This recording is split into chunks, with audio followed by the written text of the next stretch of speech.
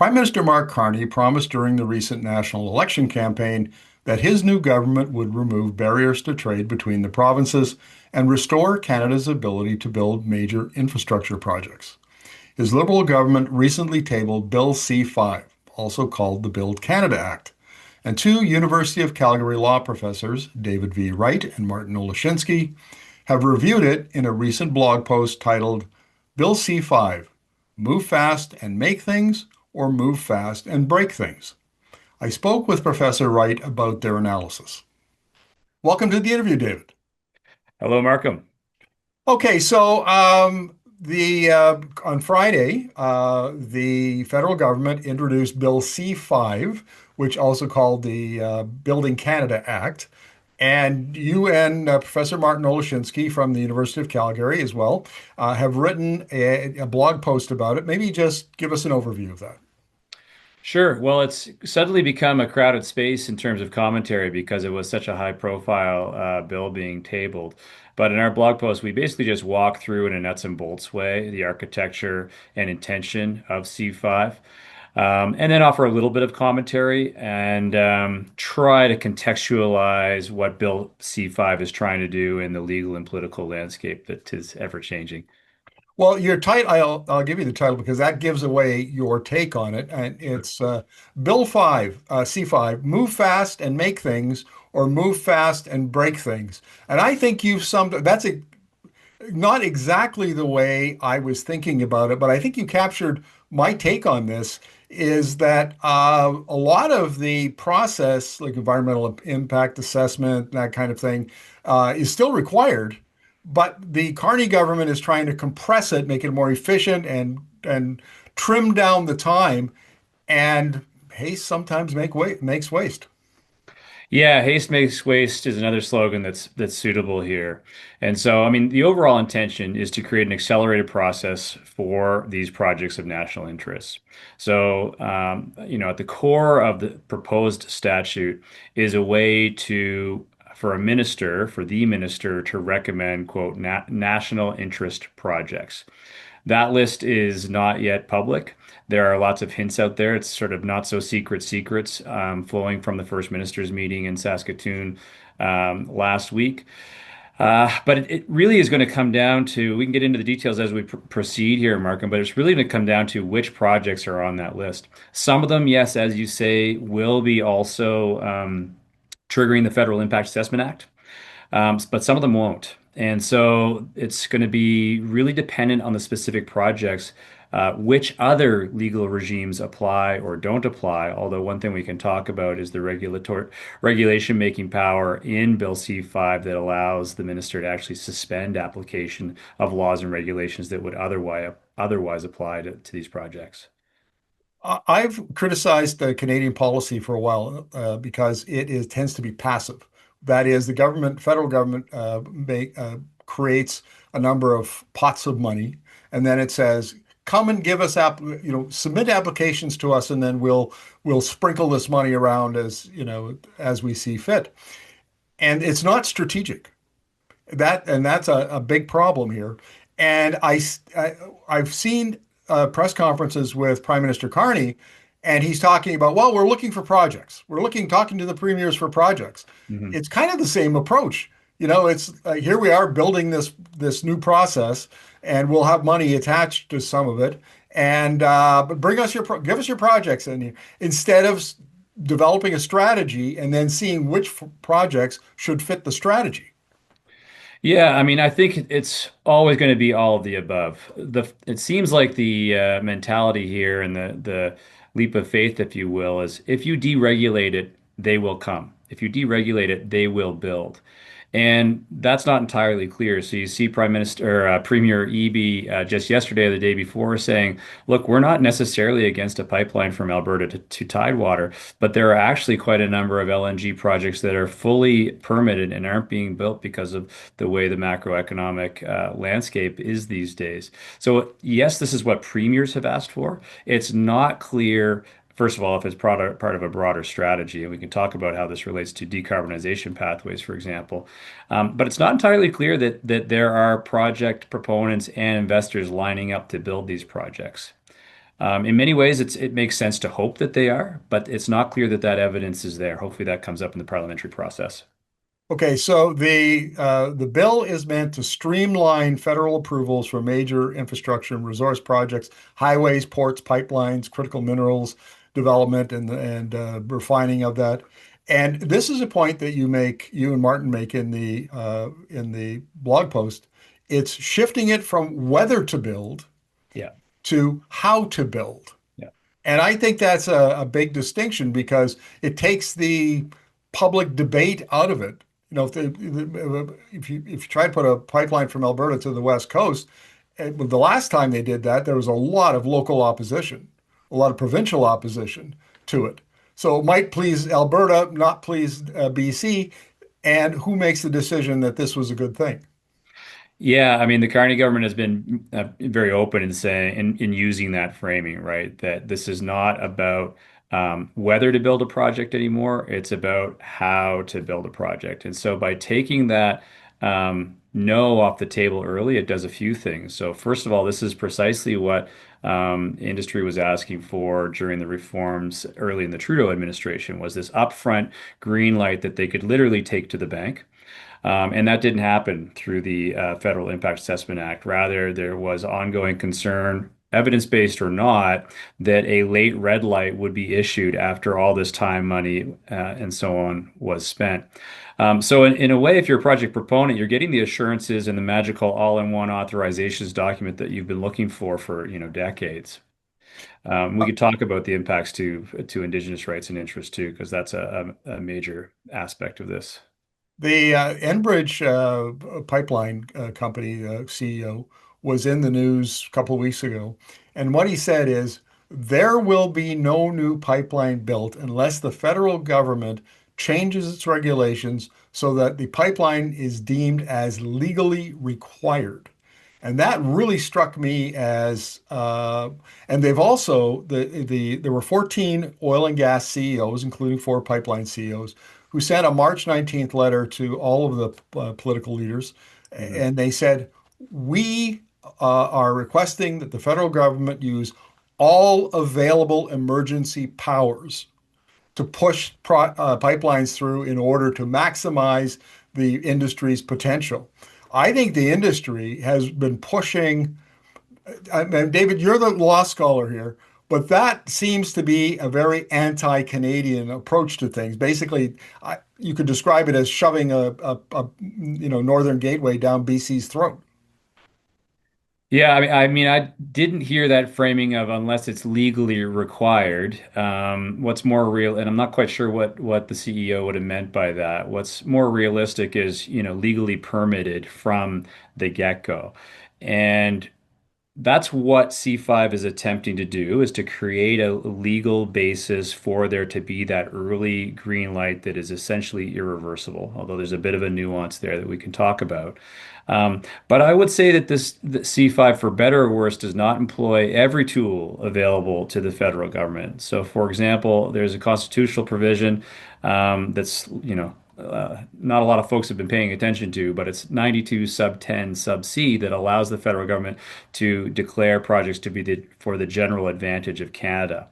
When the federal government does that, my understanding is it's purely federal jurisdiction and they can um, uh, legislate accordingly and permit a project all the way through provincial borders and so on accordingly. Now, that's where politics get confusing, and I'm going to guess that or surmise that that's why the Carney government has not played that card. And in fact, my understanding is that C5 is not based in any way on the use of 9210C. So that is an ace that's still in hand that is unplayed, and it'll be interesting to see if any of these projects get a rough ride, if that card does get played in the next few years.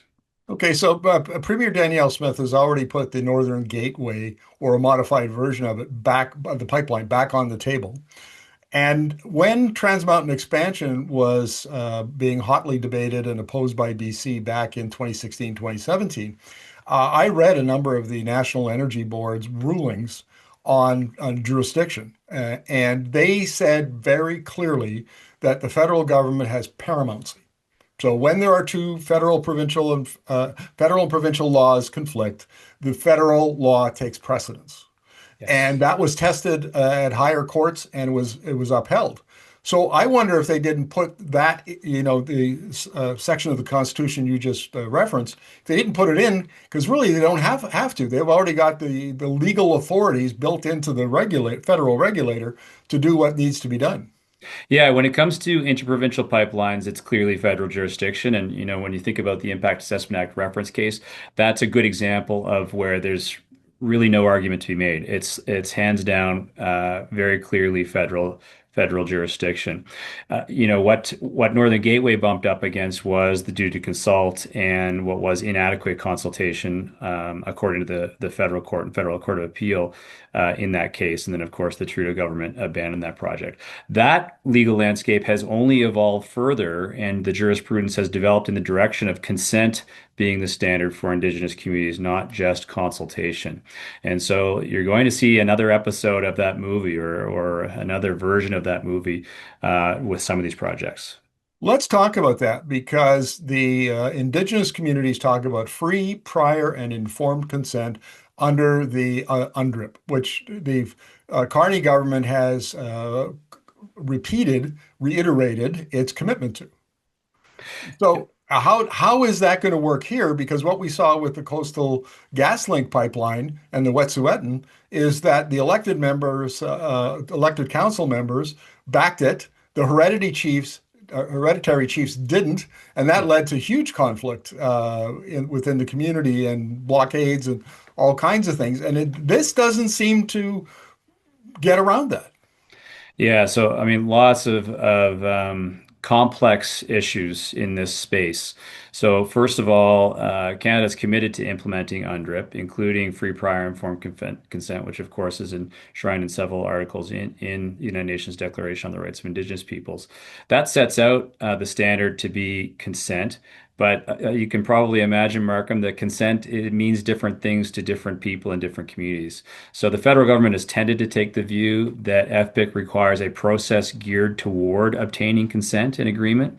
But that doesn't necessarily mean that an Indigenous community saying no means no, whereas most Indigenous communities, Indigenous nations across the country would say no, no, no must mean no in this context. But that brings me back to one of my opening points, which is a lot is going to come down to which specific projects are on this list.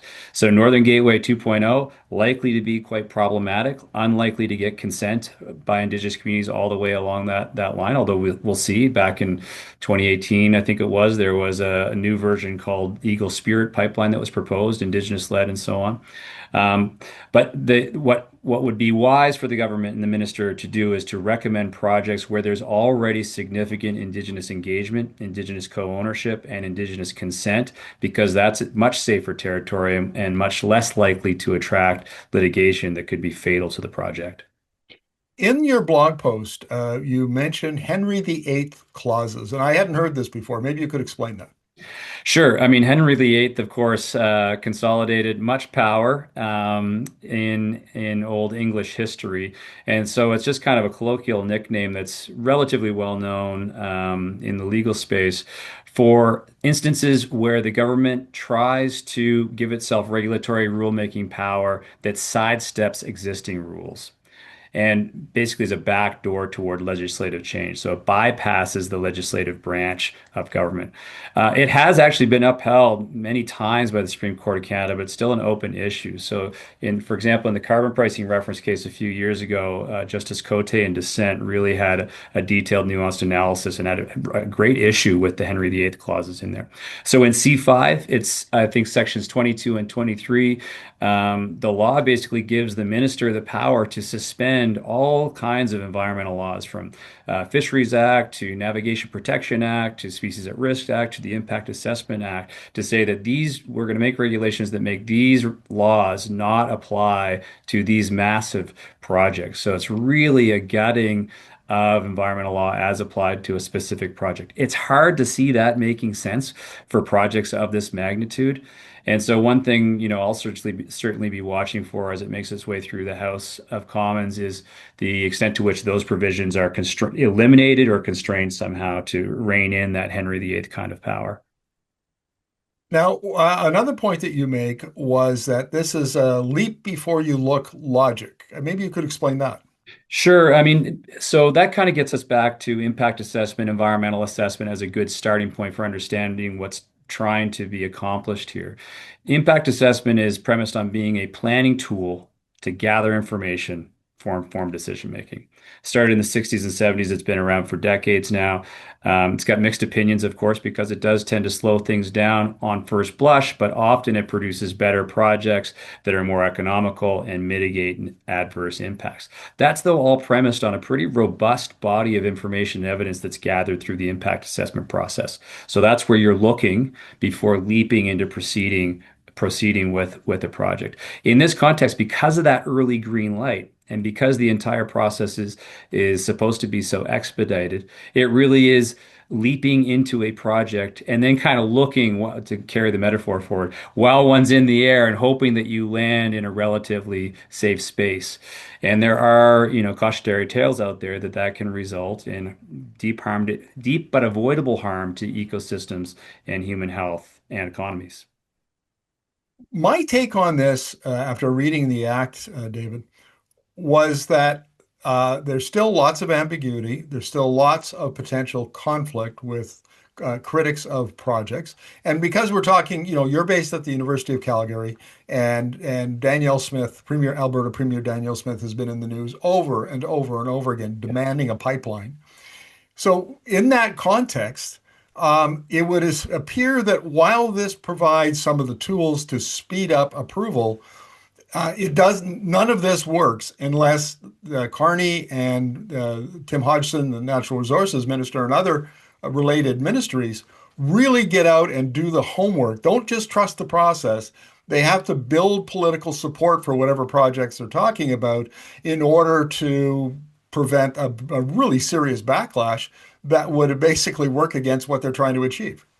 Yeah, I mean, one concerning bit about C5 is there's little or no reference to meaningful public participation, right? That was really woven into the new Federal Impact Assessment Act, including an expanded planning phase. C5 would explicitly exempt projects from that planning phase. But you're right. These projects, history shows that when it comes to projects this big, they really only work when there's trust and relationship building happening in parallel with the regulatory process and then the actual building. So it's a risky approach, and they're trying to thread a needle, and that's why I again say it comes down to what projects they're proposing. The Churchill port is an example that gets floated.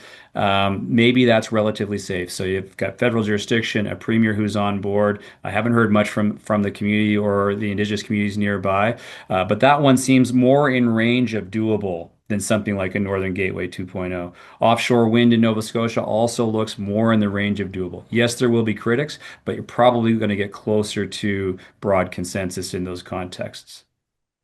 We've been doing a lot of work on that in the last 2 months or so. And the whole issue of are there alternatives to pipelines? And a couple of days ago, I did an interview with uh, Barry Prentice, Dr. Barry Prentice from the University of Manitoba. And we talked about instead of building a pipeline to Churchill, using the DRUbit process, the diluent recovery unit process, you take the diluent out of the dilbit and then ship it in specially designed rail cars. And so you rail it up to Churchill as an alternative to a pipeline. And there are other alternatives here, partial upgrading and on and on. I won't bore you with them. But my point here is that were we to take a little bit more time to think this through and be strategic, we might say, well, okay, we could do a pipeline, but do we need a pipeline? Are there other alternatives? Can we think outside the box here that gets industry and Alberta what it needs, but also doesn't, impinge on BC's politics and so on? And the rush to do things as we've always done without thinking, that there might be an alternative. That is, I think, a major weakness in this bill. Yeah, and when you look at the kind of better aspects of any given environmental assessment law, it actually requires consideration of alternatives. And so that's effectively being taken off the table here. If it's not taken off the table, it's in a black box in the process where the minister's weighing up, which projects to green light early on. So it's a process where they're asking for trust from the public and from Indigenous communities that they will be wise about which projects to list on the national interest projects list, which is in Schedule 1 of C5. And it's a risky approach. Again, if it's only 5 or 6 projects and there's already a lot of relationship building and groundwork that's complete and support that's all lined up, and the proponent and investors just needed this green light they could take to the bank, great. But it's hard to see that many projects of that scale being that safe and low risk. Oh, David, thank you very much for this. I think this has been very insightful, and I guess now we wait to see it go through the bill, go through the House to see if it's modified, because it will go to committee where Yep. they almost all bills are amended and modified to some extent, and there'll be debate about that. I'm sure we'll have you back on to discuss some of those amendments. So thank you very much for this. Sure. Thanks, Markham. Thanks for having me.